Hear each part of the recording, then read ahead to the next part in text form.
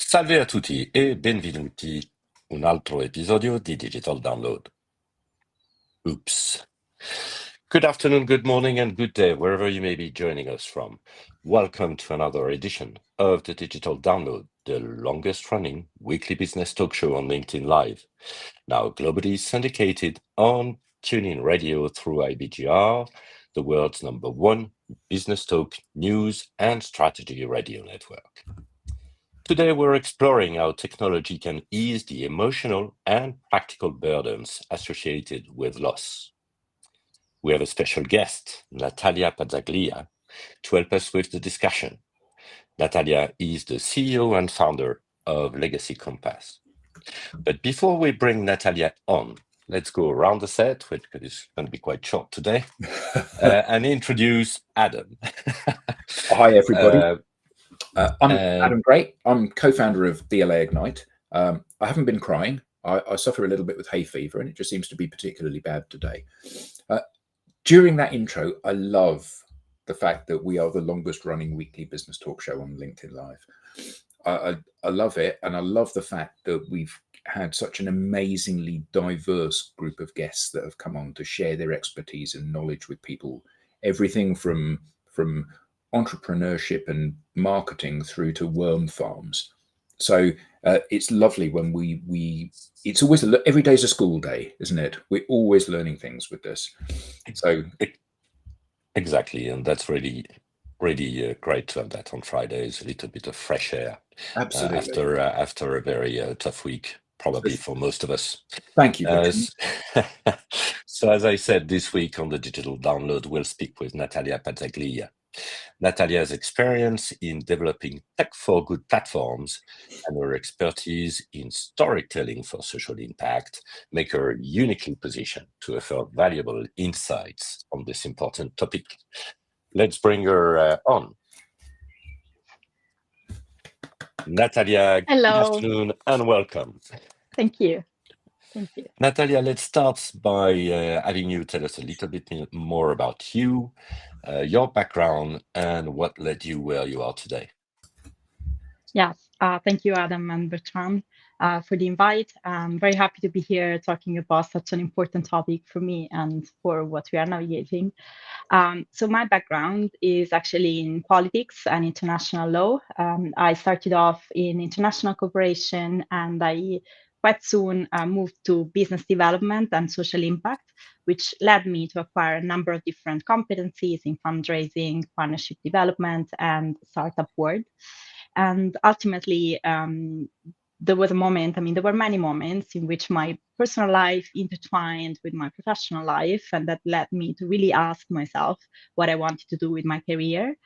And I guess my creativity and innovation, which has always been like very important core values that I have, were kind of mixed with a personal situation of being the informal caregiver of my mom that was diagnosed with cancer when I was 16. And so I literally accompanied her for a long journey that lasted about 16 years. And that really made me see what it means to deal with end of life from young age and as a young professional and in families.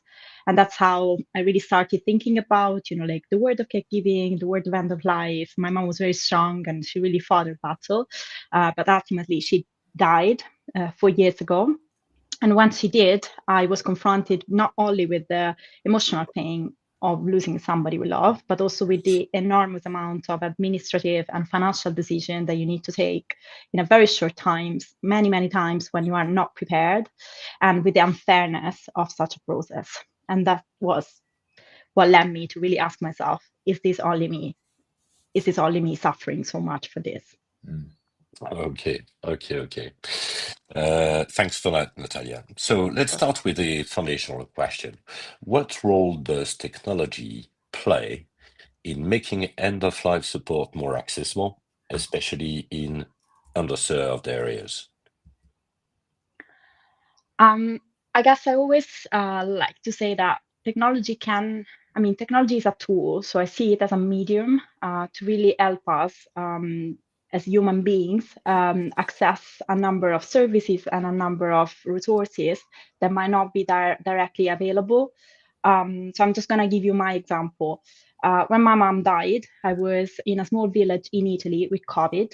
So there was no support available in person, and all the healthcare system was completely understaffed, as unfortunately looks like we might be in 5-10 years with the aging population that we're seeing in Europe. So I couldn't absolutely find any sort of in-person support. But not only, it comes down, and we've seen this in Legacy Compass with more than 200 interviews, that when you are faced with loss, you tend to be very, not shy, but like you might be more introverted than normal. You might not actually want to meet people in person because you're not ready, because these are difficult topics, because, sometimes just bringing yourself out of the house for 2 or 3 hours of, traveling plus meeting people is a bit too much. Even in our busy days, it's too much.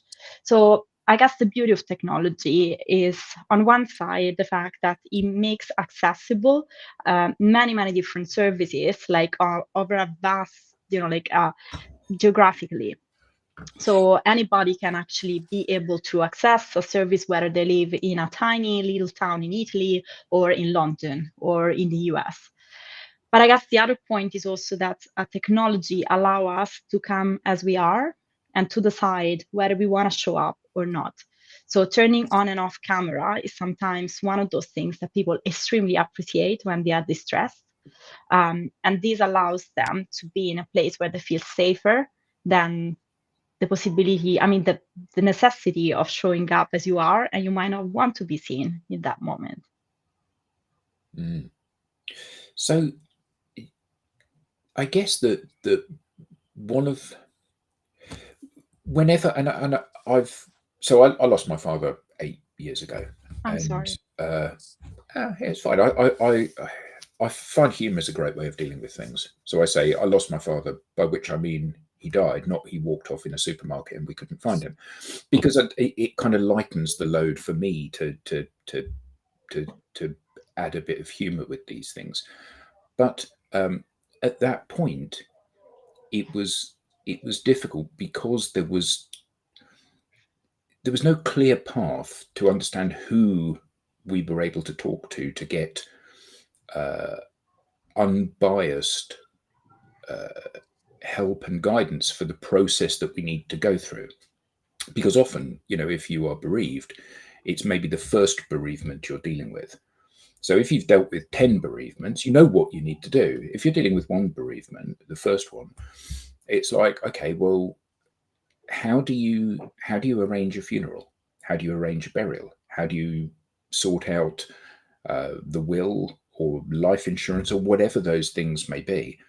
And I guess that the part of the question is how do we put that into a place where people can access it so they're aware of it? Because it's all very well saying, well, there's help available, but only if you know where to go for that help. Yeah. So that's the first thing. But I guess the second thing also is if I need emotional support through that period, how can I access that as an individual? Because I think perhaps one of the challenges for people is that I don't want to go to a group where I hear everybody else that's sad and upset and bereaved. I want to talk to somebody that listens to what I have to say. So how do we reconcile those two things, and how do we educate people about the route out of this? Yeah, thanks for. Should I answer? Please. Yeah. And thanks for the question. And I think it's where also like technology plays a role, in the sense that so what you said about where to find the information, I guess there's even another point which might even be a precondition, which is which information is necessary for you. Because maybe you don't need to know everything, and knowing everything will just overwhelm you in a moment in which you are already overwhelmed. Yeah. So I guess there's a point, which is, if you've never been through that kind of thing, as you said, because you might experience a loss only once, hopefully, before you turn 50 or 60, then you have no idea what you are navigating. It's a little bit like building a house without knowing whether you need a wall, whether you need a window, whether you need the roof. Like literally, you have no idea what you're doing. Yeah. So you might look for things that actually are not relevant for you, because maybe there's something about the decision that the person that is died already made about wanting to be buried or cremated, and you have no idea where to look for that decision if you don't know that there's a will or that there are like other dispositions that can be made, for example. And also maybe you don't know that there's an insurance provider that can actually help you in X, Y, and Z. So one precondition that actually technology can help us understand is profiling people. So like really understanding who we are talking with and which type of information they might need or they might not need. Because for example, if you live in the same house, it is very common that you might already know many different things. But if you live abroad in another country, you're going to have a lot of legal consequences just because of taxes, just because like of different names that needs to be changed if you happen to inherit properties. So it really are like, it's really a matter of also not just about, like where do I find information, but what information is relevant for me. Because the one thing you don't want to do is like add overwhelming in a moment in which you are already overwhelmed and you're processing emotional pain and administrative load and financial decision all together. Yeah. But then I also think, like your second question, like about, like the kind of support. Again, I think here it's fun, something that I found quite fascinating, which has to do with two different things. I think one side is that self-reflection.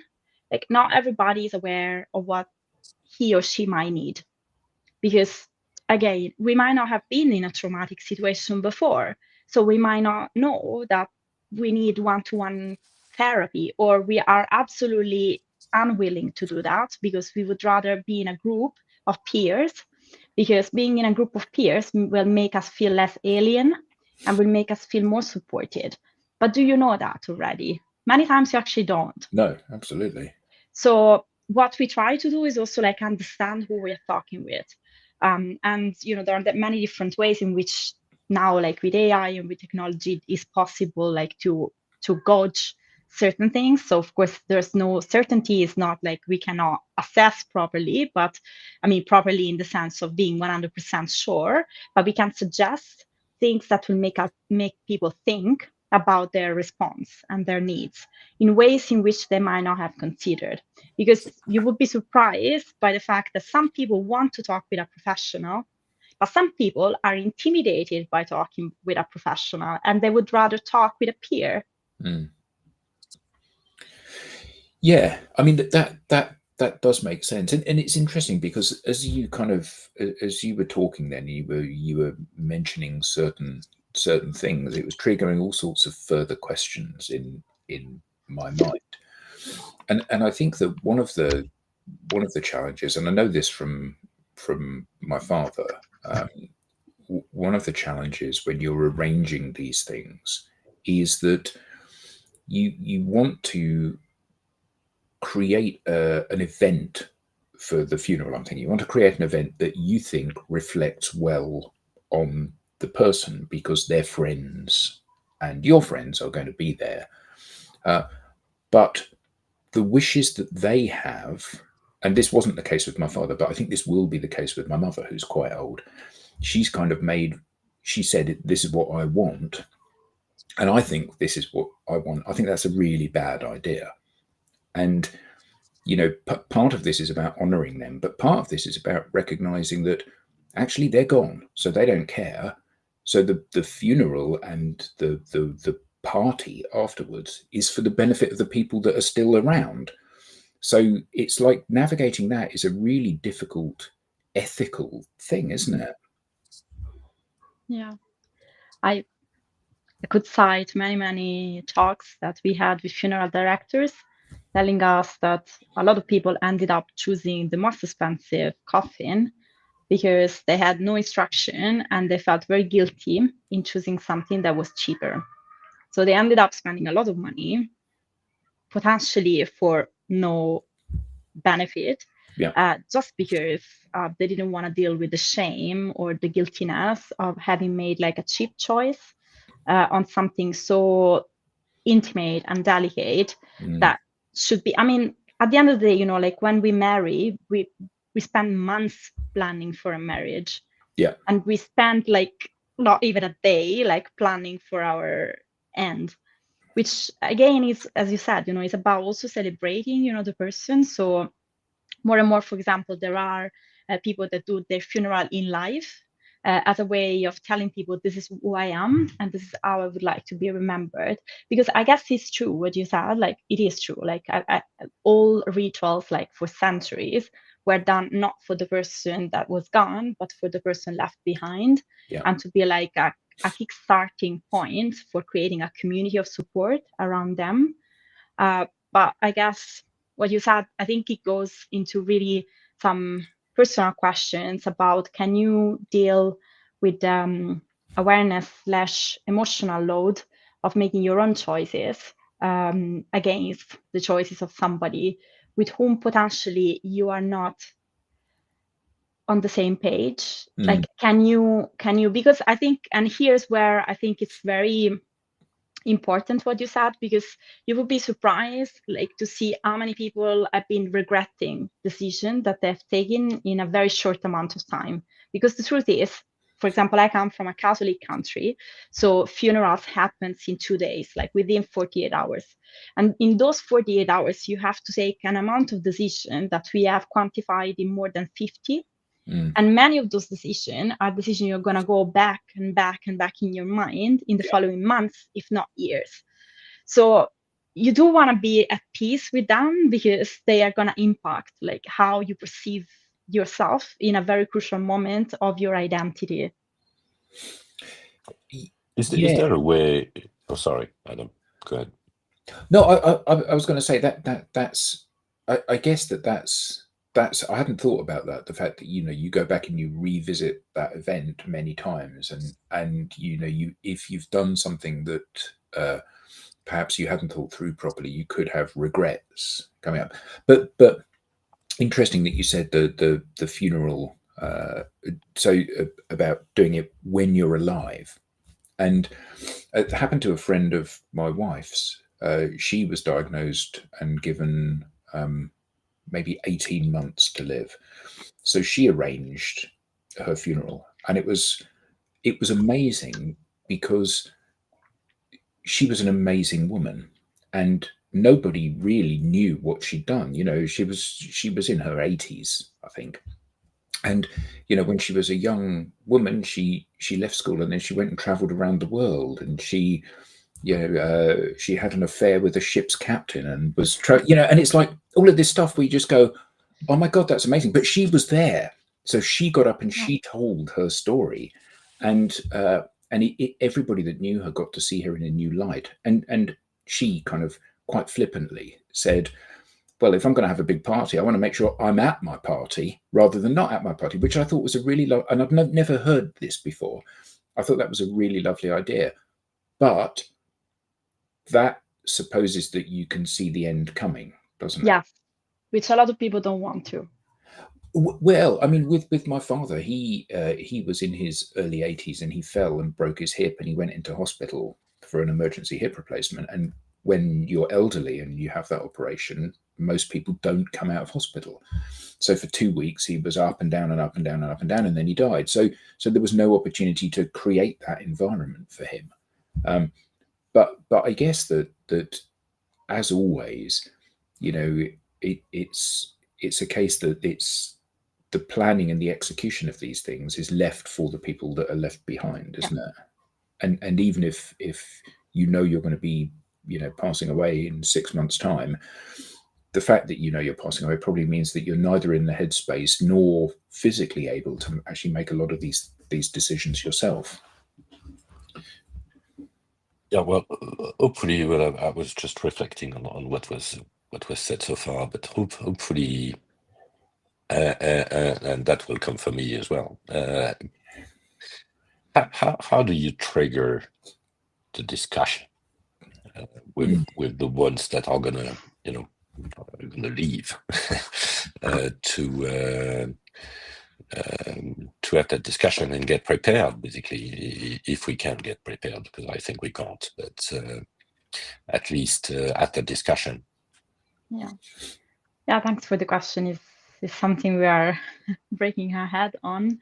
I mean, so the first thing I want to say is that I agree with Adam in the sense that the percentage of people that come to us that are the ones that are going to die is minimal. So the truth is that the person that will find the strength, the willingness to do the process and to prepare tend to be the caregivers. So they tend to be, when I say caregiver, I don't necessarily think about somebody that will become a nurse. I'm just thinking about informal caregiving, which many times is what we all end up doing when our parents are aging. So means, taking more care of them, going visit them more often, sometimes accompanying them to medical checkups, etc. So I don't necessarily think about somebody who becomes a nurse who's 24/7 with them. And so what happened is that what we would like is that conversation can at least start within yourself, because we have no control about how the other person will react. So, for example, my mom, she was diagnosed with cancer and she had cancer for 16 years. She never talked about that. She got to talk about death, I think, 2 days before dying. And that was kind of heartbreaking for me because I would have loved to talk with her about these things, but she absolutely didn't want to. So I had to respect that, right? And I went into therapy to understand how to respect that. And, there were a lot of consequences for me as well to have that big denial while seeing certain things in terms of, as Adam said, physical deterioration, etc. So I think what we've seen is that, unfortunately, as human beings, we cannot control how other people are going to behave. So we can't force somebody who was diagnosed or somebody who's going to die to actually talk about these things. But what you can do is you can start your own conversation with yourself about how you want to show up. Do I feel I'm going to be somebody that will regret not to have asked my mom about her childhood? Do I feel like somebody that will have financial problems if I end up having to pay X amount of taxes?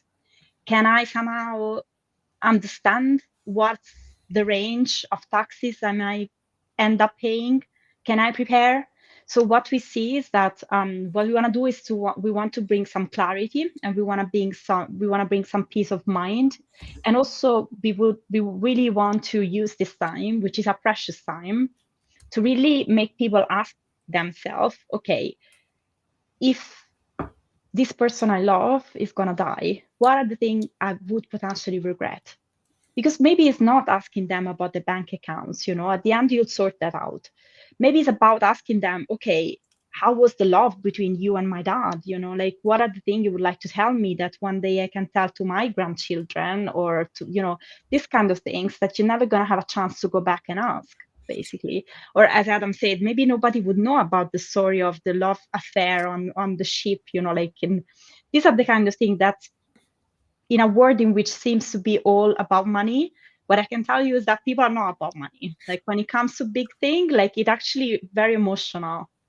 So how do you move the conversation to that place? Because the conversation about money is a relatively easy one, because certainly my parents, they were not rich, but they wanted to make sure that they left a legacy for children, and so that and power of attorney and that are quite easy things to arrange because they're very factual. But stuff like that you said about, tell me about the love between you and my father. Isn't there a risk that makes it sound like you're expecting them to be dead this time tomorrow? So I was smiling because I think when we navigate loss is like entering into the full human experience and entering into like one of the biggest fear. And I think in front of fear, we're just very naked. So we can see all our colors in a way. So I'm Italian, and I can tell you that, so we have used cards like these ones to start and see how people would react. So when, Bertrand was asking me, how do you start a conversation? We have created cards that people could use to ask questions like, have you made a will? Where is it? Or do you have any family members that you miss? So the cards are of 2 different colors, and this is just an MVP, a minimum viable product that we were testing. So the colors are emotional purple, practical yellow, because we have seen that people have 2 different coping strategies. Some people need to go to emotion first and get reassured, and then they go into the practicalities. And some people will never go into the emotions, as you said, because talking about bank accounts is easier. I can tell you that in Italy, these type of cards are just over. People don't get to talk about money. And I suppose France might be similar. Like, we are quite okay in talking about love, in talking about childhood, but if somebody was to ask about money, it would be like, what? Like, even for like in a relationship between like son and father, in many cases it's considered to be like an overstepping, because you are asking somebody like more senior than you to share some very private information. So for example, it depends on the culture. So in the UK is the opposite. As you said, I think, like in our experience, like the way in which loss and end of life is navigated is a little bit more about risk management. So you want to be prepared. You want to get to know that your loved ones are, financially okay. They're gonna find the documents, etc. But for example, in Italy, like this kind of approach is completely I guess irrelevant, irrespective. irrelevant. Yes, because you don't get there. Like there's like it's just like too much of a taboo, and it's not perceived as something that you do need to do, because you're gonna lose a lot of money if not. But I was so back on technology, because I was just thinking, when we discuss about our memories, and potentially our stories we want to share. A lot of that is actually on digital media right now. The more we're going to move forward, the more it's going to be the case. So, any best practice in this area? I guess it boils down to the type of personality you have and how much you like to share.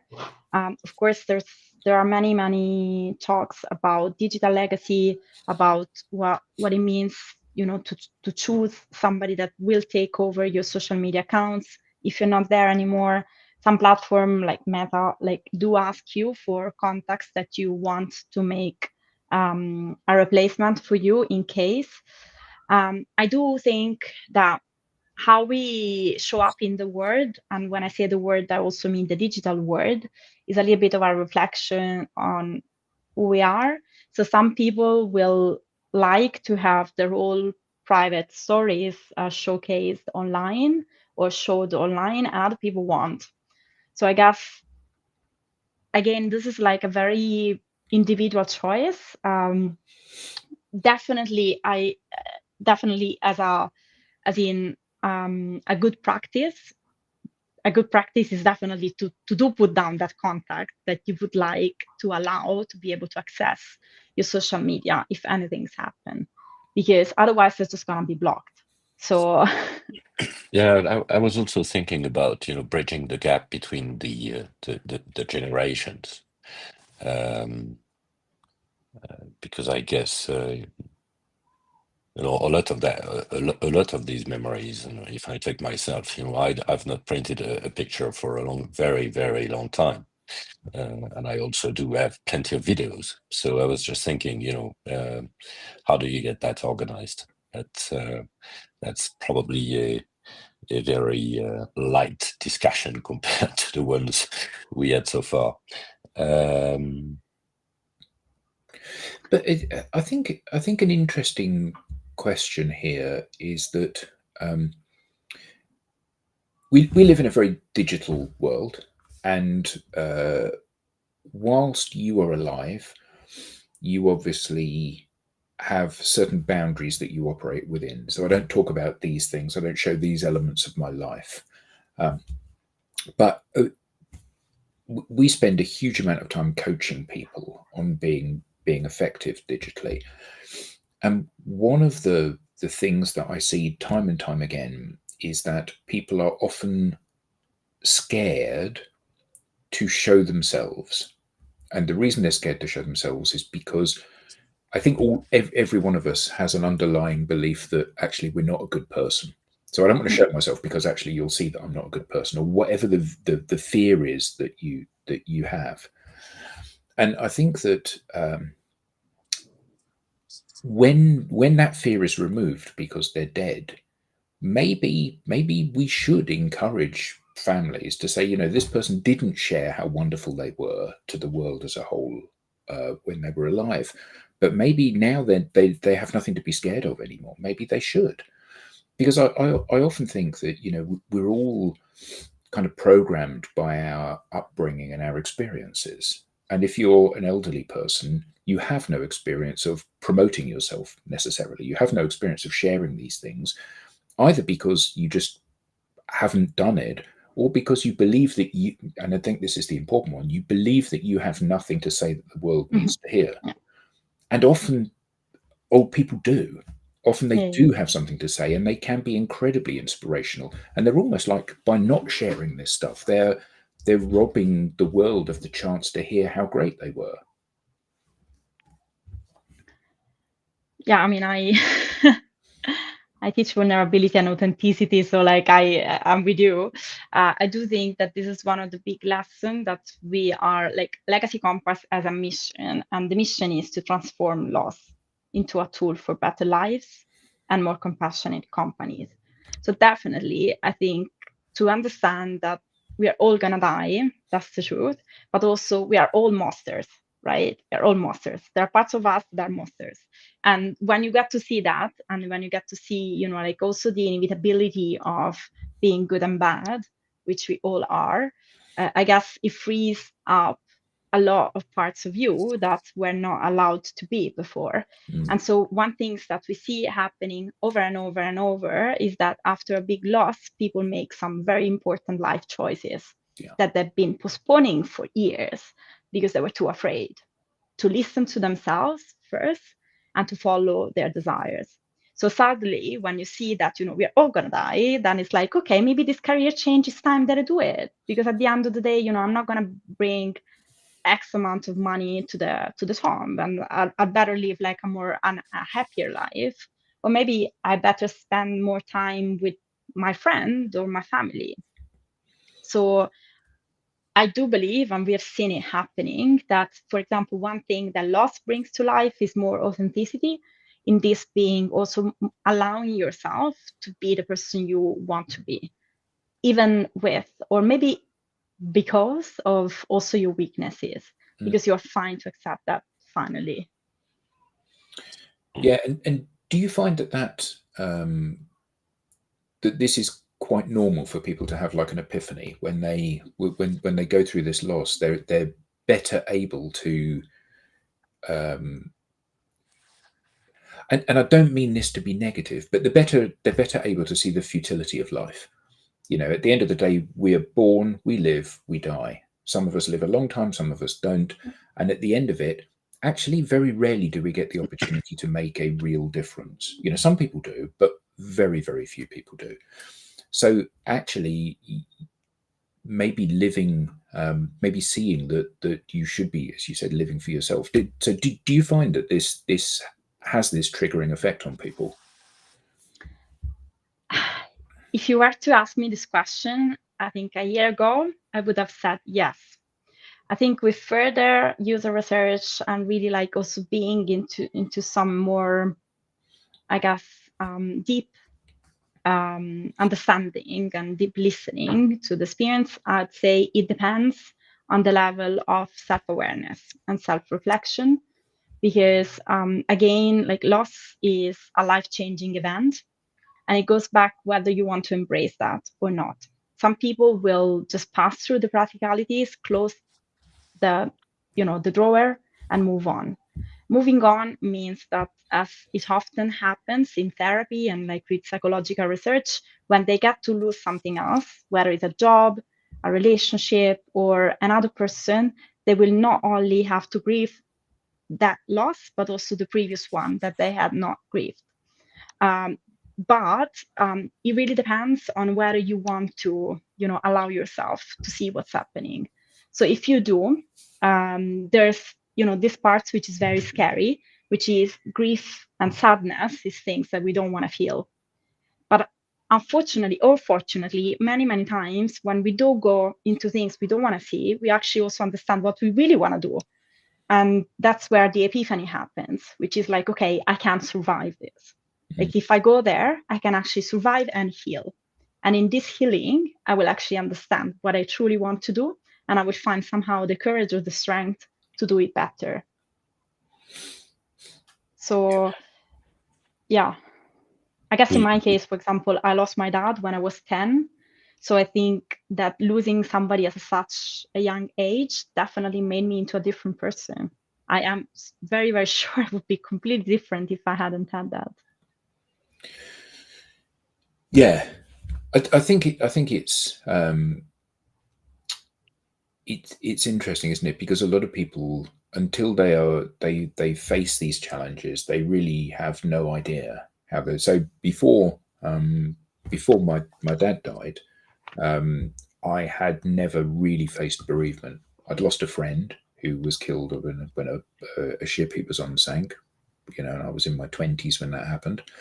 And I lost my grandfather, but I didn't really know him that well. We didn't see them that often. So I lost my grandfather maybe when I was 10. And that's it. So nobody that's really, really close to me had I been through this until my father. And and I think that it's very easy to think how this may or may not affect you. And then when you face it, it may affect you in a very different way. Yeah, very much. Yeah. We have a comment from the audience, Adam. I'll let you go through this. That's Luan. So Jan says, on the flip side, there are many who think that they have something to share and they shouldn't. However, more directly to your point, how many times have you heard somebody say, the deceased would have loved to have heard those lovely things people are saying about them? And I think that's comes back again to that kind of have the funeral while you're still alive if you get the opportunity, because you get to see all of these people, how much they really love you and how much you matter to them, and see all the lives that you have affected. Because let's be honest, it doesn't matter whether you are speaking to millions from the stage or whether you've got a very close group of friends who you work with in the factory. You are going to have a major impact on people's lives somewhere. And hearing that can be very rewarding and show you that you're on the right path, potentially, I suppose. And also give you strength. Yeah. That it can be very lonely, like being diagnosed or, being like in a moment of pain. And as you said, unfortunately, like most of the cases, if you do have a situation in which you're gonna die, it's a very lonely place to be. So actually knowing that there are lots of people that are cheering for you and that have really, enjoyed your presence and that have been changed sometimes by you, like it's amazing. And I think I had the same experience with my mom when she died. I received a number of messages that also showed me parts of her that I had no idea about. Yeah, and but I do think that there's, and you said about in Italian culture, you would never talk to people about money, for example, because that's a taboo. But I think there'll be lots of other things that you wouldn't talk about because it's either likely to be an uncomfortable conversation, or you feel that you're prying, or you fear that they might feel that you're prying into their lives. But knowing those things, I can ask you while you're alive. I can't ask you when you're not. So, I mean, what advice would you give to people, when they're surrounded by people that they love?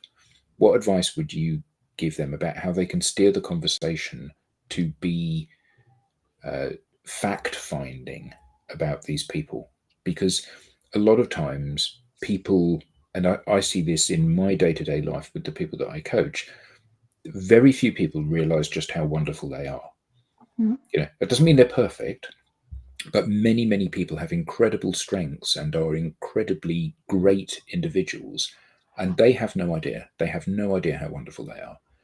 And hearing this about people, particularly if it's someone that matters to you, would be wonderful, wouldn't it? Yeah. So, well, it's a tough one. It's a tough question. So I think first, I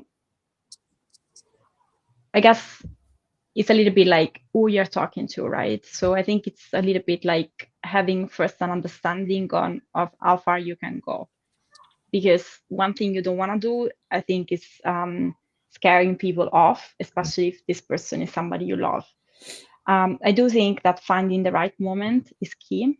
So having this kind of conversation in a moment in which you're both relaxed, or you are actually doing something together, can be a very good thing. So when I say doing something together, we have seen that, for example, shifting the attention to something else is actually something that facilitates more difficult conversation.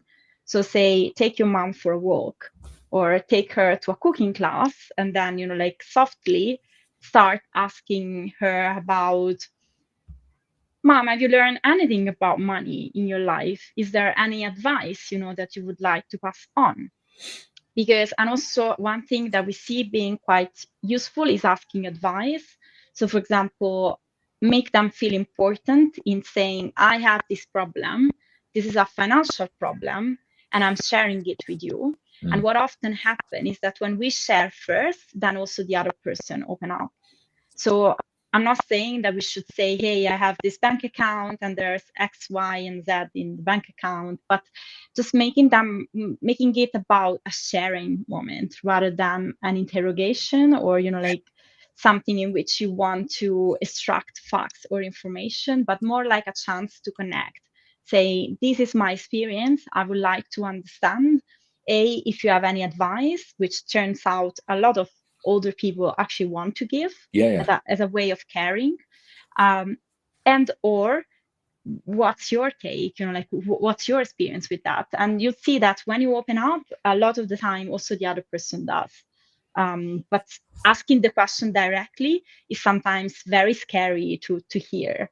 So definitely the right, like understanding who you're talking to and which are the boundaries. Like I knew I would never get to understand about my mom's bank account, because she never ever shared anything about that. So it was really difficult that she would do in such a moment. But the second point is, okay, how can I make, like this situation being comfortable? Maybe this person loves to walk, or they love to cook, or you can get them to a holiday. So it's also about, finding the right moment in which we allow ourselves to open up. And that's really important. And then, like do it first. So share first, and then they will many times. No, that's great advice. We've got a couple of great we have so this is a fantastic quote. At the root of most fear is what other people will think of us. Absolutely. And this is terrifying for most people, and helping to break down this barrier, hopefully when people are still alive, is great. But his next comment, honoring legacy is better than crying. Absolutely. Because I think that one of the things that certainly that I learned from my father's funeral was, clearly I cried. Lots of people cried. He was a great guy and everybody loved him. But hearing people talk about what he meant to them and how much they loved him was a really happy experience, because you only ever judge your relationship with somebody, don't you? And you don't know how other people feel about them. And hearing that, having that put out there so that you could realize that this interaction was not a unique one, that everybody felt this way, was incredibly comforting to me. So I might just slightly disagree on this. Okay.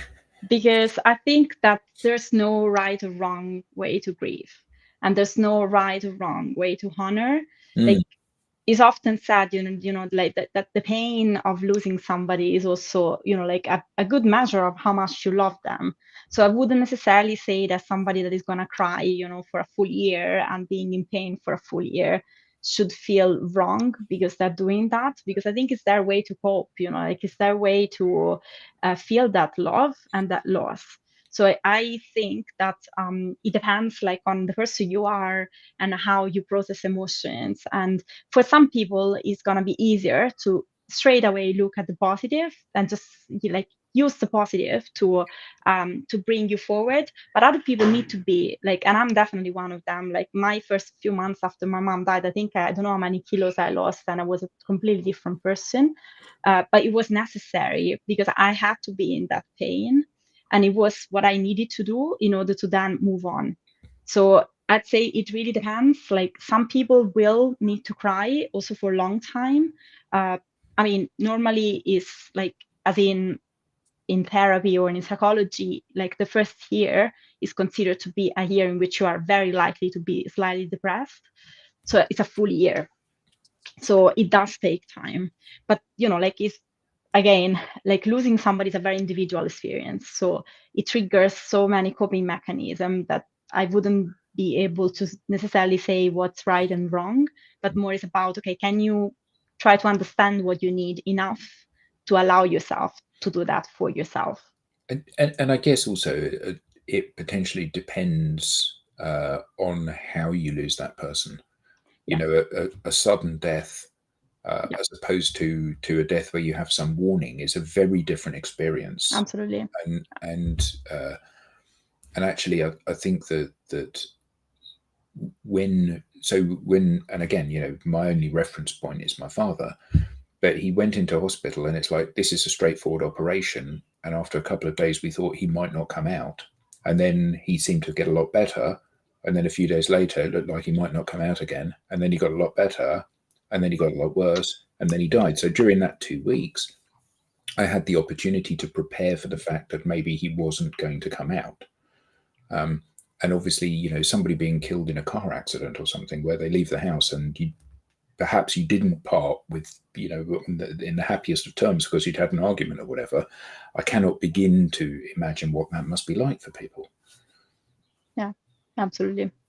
Again, there's a very, when I said anticipatory grief, like is that actually when you do have like a terminal illness diagnosis, it is a time in which the people around you, if they want to engage with that news fully, because like it is like an unconscious choice whether you want to accept that or not, and it's totally fine also not to accept it. But if you do accept it, then it's a time that is for you to prepare for grieving, and it's a time in which you actually do grieve while having the person still alive, which of course adds a layer of complexity, but also allows you to actually really spend time with that person, like cherish that person until she or he is alive. Mm.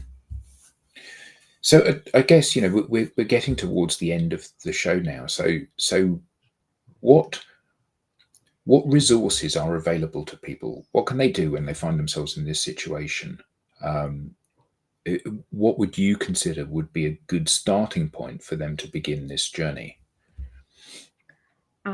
Yeah, well, we are restructuring our platform at the moment. So soon there will be like a new version online in which we do start to ask some questions. I guess the first thing is really trying to understand what are the things you should be thinking about if you want to engage in this journey. So like the 10 most important things that you want to think about both on a practical and emotional level in case you want to prepare. And that's one side. Another side that you've seen very important is also to connect with people, because as I said, grief, it's a personal journey. It can be a very lonely journey. And we have seen that having a community or peers that can support you will give you the strength and the energy to keep going in this journey, because like fortunately or unfortunately, this, as we all know, triggers also like negative feelings and negative thoughts that in our society we are not really used to process. We tend to avoid them completely altogether. So, even to ask somebody to start this journey alone is quite of a big ask. So we have seen that like the combination of, okay, these are the things you might want to think about, but also, okay, here are people that are, similar to you in a similar situation. They want to do this as much as you do. Maybe that's comforting. And then slowly, like accessing professionals or services that can help you in the journey as well. Mm. And that's what we do, with Legacy Compass. Okay. Fantastic. All right. Well, this has been great, Natalia. Thank you. Where can we learn more? Where can we find you? Yeah, so you can find me in the website, which is legacycompass.net, and on LinkedIn, Natalia Pazzaglia. I'd say those two are the best channels to understand what we do and where we're at. And we are going to be soon live with online events. As I said, we are redesigning our platform. So yeah, I guess stay tuned. Okay, so we look forward to see that new platform. Okay, excellent. Well, we now have a newsletter, as everybody knows, so or at least should know. Don't miss an episode. Get the show highlights and the Beyond the Show insights and reminders of upcoming episodes. You may flash the QR code on screen. Here it is. Yes, sorry, Natalia. For some reason, it's right in front of you. Or visit us at digitaldownload.live/newsletter. Natalia, thank you so much for joining us today, and Adam, thank you as well for being with us. And see you next time. Thank you very much. You. Bye-bye. Bye-bye. Oops. Here we go.